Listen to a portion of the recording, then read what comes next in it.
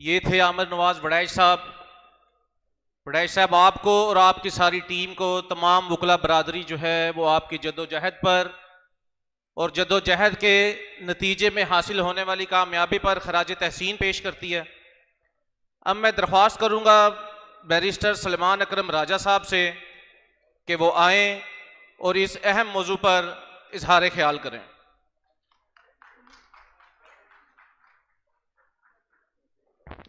بسم اللہ الرحمن الرحیم۔ مورو کے شہداء کو سلام پیش کرتا ہوں۔ ہمارے سندھ، بلوچستان، خیبر پختونخوا، اسلام آباد سے آئے دوستوں کو سلام پیش کرتا ہوں۔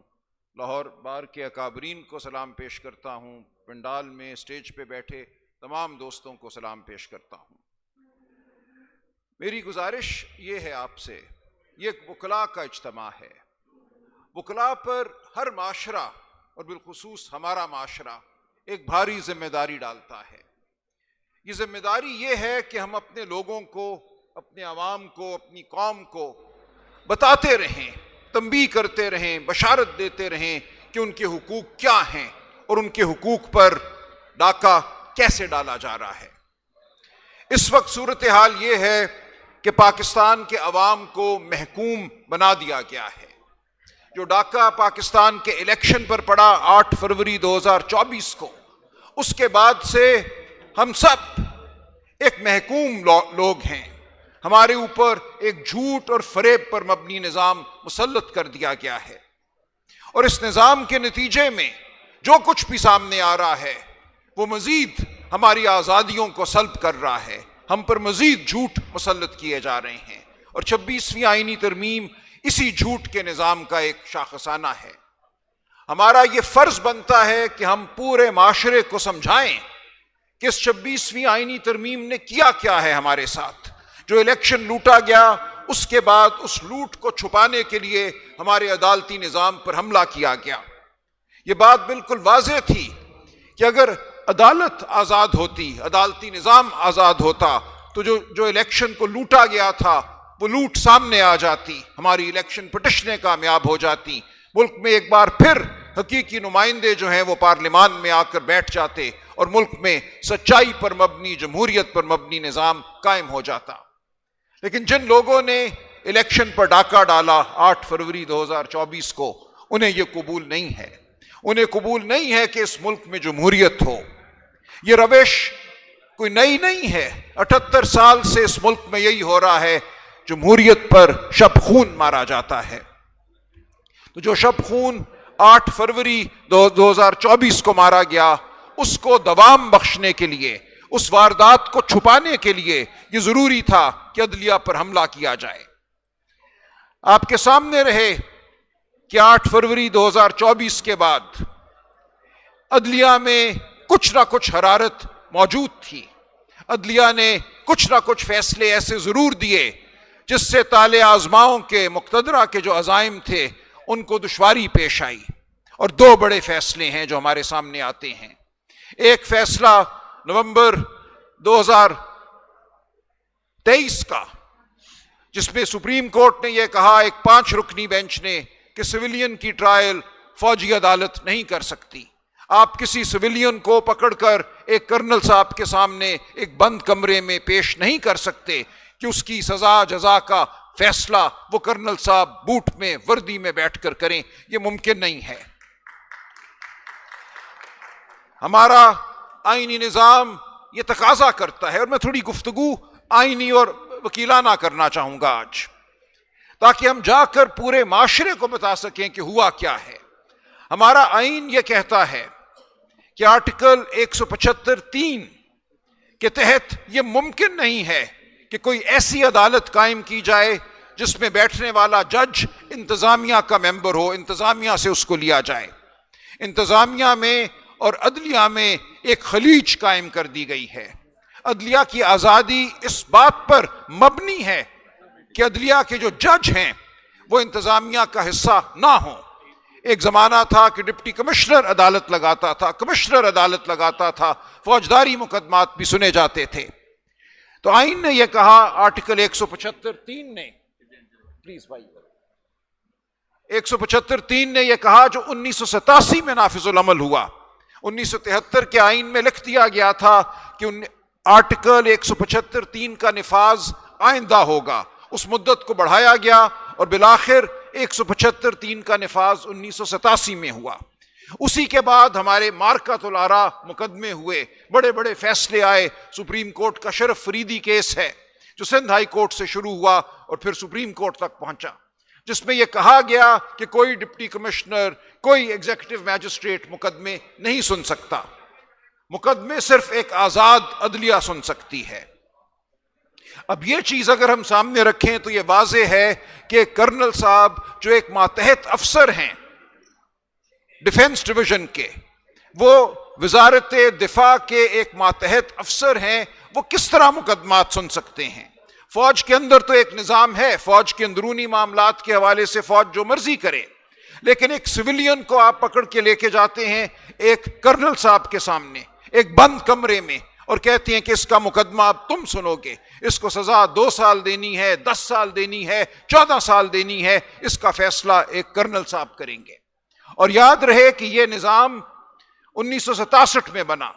اس وقت بھی ایک عسکری حکومت تھی جس نے آرمی ایکٹ میں ترمیم کی اور ایک شک ڈالی جس میں یہ لکھ دیا گیا کہ اگر کوئی سویلین کسی ایسی عمارت کی جانب بڑھتا ہے جس عمارت میں فوجی نوعیت کے معاملات ہیں، ایڈمنسٹریٹو معاملات، کوئی فوجی دفتر ہے یا جہاں کوئی فوجی رہائش پذیر ہے، تو تب بھی اس کے خلاف مقدمہ فوجی عدالت میں چل سکتا ہے. تو یہ بات ہمارے 1973 کے آئین کے بعد 1987 میں 175(3) کے آنے کے بعد مکمل طور پہ غیر آئینی ہو چکی ہے. نہیں یہ ممکن کہ کسی سویلین پہ الزام یہ لگایا جائے کہ یہ ایک عمارت کی جانب بڑھا تھا اور پھر اس الزام کے تحت اس کو ایک کرنل صاحب کے سامنے پیش کر دیا جائے. یعنی کہ صرف الزام لگانا ہے. آپ پہ وہ الزام لگ سکتا ہے، مجھ پہ وہ الزام لگ سکتا ہے.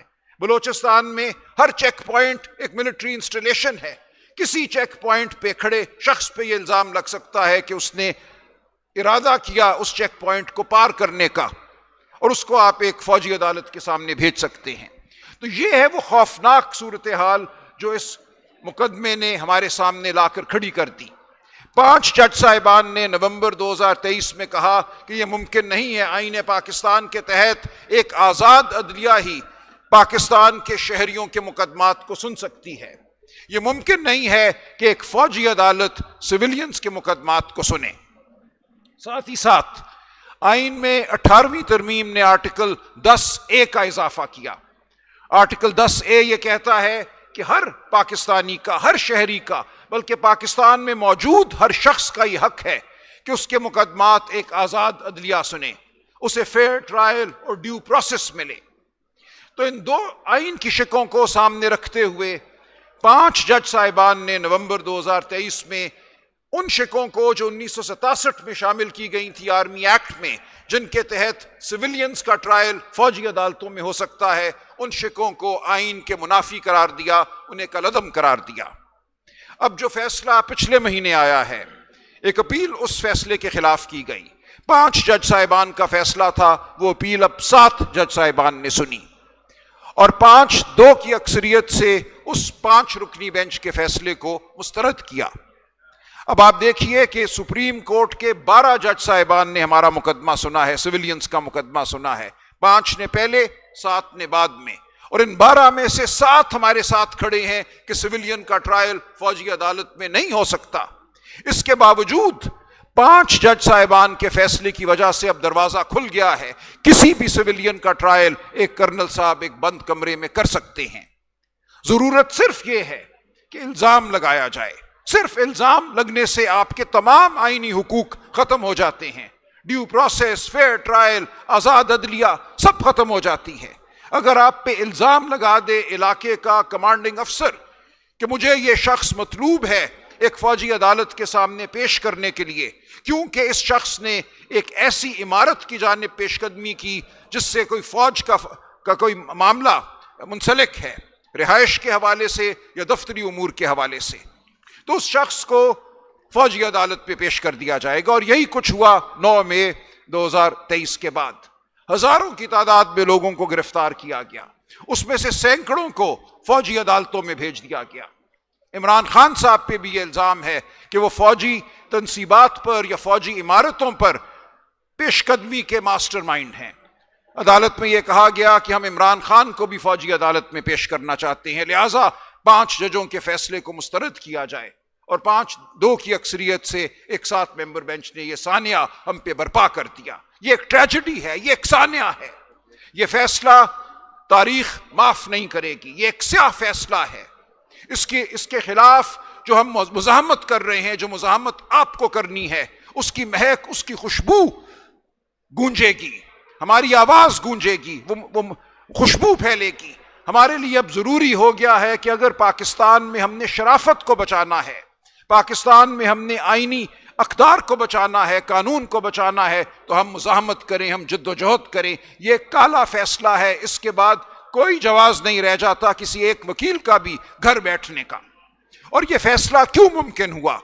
کیوں ان 5 جج صاحبان کے فیصلے کو 7 ججوں نے کانسٹیٹیوشنل بینچ، آئینی بینچ میں بیٹھ کر مسترد کیا؟ یہ صرف اور صرف 26ویں آئینی ترمیم کی وجہ سے ہوا۔ 26ویں آئینی ترمیم پاکستان کی تاریخ کی سیاہ ترین ترمیم ہے۔ جن لوگوں نے یہ ترمیم سوچی، جن لوگوں نے اس ترمیم کو برپا کیا، ان کا مقصد پاکستان میں آزاد عدلیہ کو ختم کرنا تھا، پاکستان میں شہریوں کی آزادی کو ختم کرنا تھا، پاکستان میں ایک خوف کا نظام قائم کرنا تھا۔ اور جن لوگوں نے 26ویں آئینی ترمیم کے پاس ہونے میں ساتھ دیا جابر قوتوں کا، وہ ہمارے مجرم ہیں اور آخر تک ہمارے مجرم رہیں گے، ان کو معاف نہیں کیا جا سکتا۔ اس آئینی ترمیم نے ہمیں فوجی عدالتوں کا فیصلہ دیا، آپ، میں، ہم سب فوجی عدالت میں جا سکتے ہیں۔ اور یاد رہے فوجی عدالت ہے کیا؟ میں نے کہا تھا میں تھوڑی وکیلانہ گفتگو کروں گا۔ فوجی عدالت میں جو جج ہیں وہ کرنل صاحب ہیں، ان کے ساتھ 2 میجر بھی بیٹھ جاتے ہیں۔ وہاں کوئی شہادت ایسی ریکارڈ نہیں کی جاتی جس کو وکیل باہر لے کر آ سکے اور اس پہ غور کر سکے۔ جو فیصلہ دیا جاتا ہے وہ گلٹی، ناٹ گلٹی دیا جاتا ہے، کوئی ڈیٹیلڈ ججمنٹ نہیں لکھی جاتی۔ اس فیصلے کے خلاف اپیل کہاں جاتی ہے؟ وہ آرمی چیف کے پاس اپیل جاتی ہے، اور اس کے بعد کوئی اور اپیل نہیں ہے۔ لہٰذا ایک ایسا نظام ہے جو ایک بند کمرہ ہے، یہ ایک تاریک کنواں ہے جس میں کسی کو بھی پھینکا جا سکتا ہے۔ تو یہ وہ بات ہے جو آپ نے پورے معاشرے کو بتانی ہے، سمجھانی ہے کہ ہمارے ساتھ کیا ہو چکا ہے، کیا سانحہ برپا ہو چکا ہے۔ اسی طرح دوسرا مقدمہ، دوسرا فیصلہ جس کو اوورٹرن کرنا، جس کو رد کرنا مقصود ہے، وہ مخصوص نشستوں کا معاملہ ہے۔ 8 فروری 2024 کو جو الیکشن پر حملہ ہوا، اس کے باوجود پاکستان تحریک انصاف پاکستان کی سب سے بڑی سیاسی جماعت بن کر پارلیمان میں ابھری۔ پاکستان کے عوام نے کروڑوں کی تعداد میں ووٹ ڈالا۔ ہمارے پاس ہمارا سمبل نہیں تھا، یہ پہلا الیکشن تھا جہاں ووٹر کینڈیڈیٹ کو ڈھونڈ رہا تھا، ہمیں ووٹر کے پاس نہیں جانا پڑا۔ اس عظیم الشان جمہوری جذبے کو تباہ کرنے کا ایک منصوبہ بنایا گیا، اور وہ یہ تھا کہ پہلے تو آپ نے ہمارے ممبران کو ناجائز فارم 47 کے ذریعے اسمبلی میں نہیں آنے دیا۔ جو لوگ لاکھ کی لیڈ سے جیتے ہوئے تھے ان کے نتیجے تبدیل کیے گئے۔ پنجاب میں یہ ہوا، سندھ میں یہ ہوا، کراچی میں ہم 21 سیٹیں جیتے ہوئے تھے پی ٹی آئی، بلوچستان میں ہم نے بہت سیٹیں جیتی۔ ان تمام سیٹوں کو چھین کر ان کو دیا گیا جن کے پاس صرف 16 سیٹیں تھیں پورے ملک میں، اور ان کی حکومت کو ہم پہ مسلط کیا گیا۔ جو بھی تھا اس کے باوجود ہم پارلیمان میں گئے۔ ہم نے پارلیمان میں تقاضا کیا کہ جو سیٹیں آپ نے ہمیں دی ہیں ان کے تناسب سے خواتین اور جو غیر مسلموں کی مخصوص نشستیں ہیں وہ ہمیں دی جائیں۔ وہ الیکشن کمیشن نے ہمارا مطالبہ، پی ٹی آئی کا، پاکستان کے عوام کا مطالبہ، کیونکہ یاد رکھیے یہ سیٹیں پاکستان کے عوام کی سیٹیں ہیں، کسی ایک سیاسی جماعت کی سیٹیں نہیں ہیں، یہ مطالبہ رد کیا۔ ہم پشاور ہائی کورٹ گئے، وہاں بھی داد رسی نہ ہوئی۔ اس کے بعد ہم سپریم کورٹ آئے، وہاں ایک 13 رکنی بینچ نے ہمارا مقدمہ سنا اور 8-5 کی اکثریت سے یہ فیصلہ دیا کہ جو 80 ممبران ہیں یہ پی ٹی آئی کے ممبران ہیں، ان کے تناسب سے ان کو خواتین کی اور غیر مسلموں کی نشستیں صوبائی اسمبلیوں میں بھی اور قومی اسمبلی میں بھی دی جائیں گی۔ اب اس فیصلے کے خلاف نظر ثانی کی درخواست ہے، اور یہ پہلی تاریخ کی نظر ثانی کی درخواست ہے جس میں فیصلہ لکھنے والے جج شامل نہیں ہیں بینچ میں۔ ایک نیا بینچ 26ویں آئینی ترمیم کے ذریعے ترتیب دیا گیا، وہی آئینی بینچ، اور اس آئینی بینچ میں جسٹس منصور علی شاہ شامل نہیں ہیں، جسٹس منیب اختر شامل نہیں ہیں، جسٹس اطہر من اللہ شامل نہیں ہیں۔ یہ وہ لوگ ہیں جنہوں نے فیصلہ لکھا تھا۔ ان کو باہر کرنے کا مقصد صرف اور صرف یہ ہے کہ اس فیصلے کو الٹایا جائے اور مخصوص نشستیں ہم سے چھین کر، پی ٹی آئی سے چھین کر، پاکستان کے عوام سے چھین کر ان لوگوں کو دی جائیں جنہوں نے در حقیقت 16 سیٹیں جیتی ہیں قومی اسمبلی میں۔ خیبر پختونخوا اسمبلی میں ایسی پارٹیاں ہیں جنہوں نے در حقیقت 3 سیٹیں جیتی ہیں، ان کو اب 10 مخصوص نشستیں مل جائیں گی۔ تو یہ ہے وہ سانحہ جس کے خلاف ہم لڑ رہے ہیں۔ بطور وکیل ہمیں یہ جزیات لوگوں کو بتانی ہیں، معاشرے کو بتانی ہیں۔ ہمارے بھائی وڑائچ صاحب نے کراچی سے کہا کہ کنفیوژن ہے لوگوں کے دماغ میں، لوگوں کے ذہن میں کہ 26ویں ترمیم ہے کیا۔ تو اس کنفیوژن کو ہم نے دور کرنا ہے۔ 26ویں آئینی ترمیم نہ صرف عدلیہ پر حملہ ہے، یہ جمہوریت پر حملہ ہے، ہمارے انسانی حقوق پر حملہ ہے۔ ہم سب اب اس کا ہدف ہیں۔ ہم میں سے کسی کو بھی کسی کرنل صاحب کے سامنے پیش کیا جا سکتا ہے۔ تو یہ وہ گزارشات ہیں جو میں چاہتا ہوں کہ ہم بطور وکیل پورے معاشرے تک پہنچائیں، پورے معاشرے کو بتائیں کہ 26ویں آئینی ترمیم کوئی پی ٹی آئی کا یا عمران خان کا معاملہ نہیں ہے، یہ ہم میں سے ہر فرد کا معاملہ ہے۔ پی ٹی آئی ایک جنگ لڑ رہی ہے، لیکن یہ جنگ صرف پی ٹی آئی کی جنگ نہیں ہے، یہ عمران خان کی جنگ نہیں ہے، یہ پورے پاکستان کی جنگ ہے، یہ جمہوریت کی جنگ ہے۔ تو اس جنگ میں ہمیں شامل ہونا ہے۔ آپ کا پی ٹی آئی میں ہوں، آپ پی ٹی آئی میں نہ ہوں، بطور شہری، بطور وکیل آپ کو اس جنگ کا حصہ بننا ہے۔ تو میری آپ سے یہ مؤدبانہ گزارش ہے، یہ التجا ہے کہ جب تک ہم جمہوریت کے لیے قدم نہیں اٹھائیں گے، یک زبان نہیں ہوں گے، تو مورو جیسے سانے ہوتے رہیں گے۔ کیوں سندھ کے پانی کو چھیننے کی کسی کو جرت بھی ہوئی؟ کیوں یہ خیال آیا کہ 6 نہریں بنائی جا سکتی ہیں اور سندھ سے سندھ کا پانی چھینا جا سکتا ہے، سندھ دھرتی کو بنجر کیا جا سکتا ہے؟ یہ صرف اس لیے ہوا کہ مقتدر حلقے یہ سمجھتے ہیں کہ ان کے سامنے کوئی مزاحمت نہیں ہے، وہ جو چاہیں وہ کر سکتے ہیں، کیونکہ انہوں نے جمہوریت کو تو زیر کر لیا ہے، انہوں نے عدلیہ کو بھی زیر کر لیا ہے۔ اب ان کے سامنے کچھ بھی نہیں ہے۔ وہ سندھ کا پانی چھینیں، وہ لوگوں کو بلوچستان میں گمشدہ کر دیں، وہ پنجاب میں الیکشن لوٹ لیں، وہ خیبر پختونخوا کو لہو لہان کر دیں۔ تو یہ ہے اب ایک نظریہ جو اس ملک پر مسلط ہے، یہ جبر کا نظریہ ہے، یہ فسطائیت کا نظریہ ہے۔ اس کے خلاف ہم کھڑے ہوئے ہیں۔ ہم اپنے گھروں سے نکلے ہیں، اپنی آسودہ زندگیوں سے نکلے ہیں تاکہ اس کی ہم مخالفت کر سکیں، ہم مزاحمت کر سکیں۔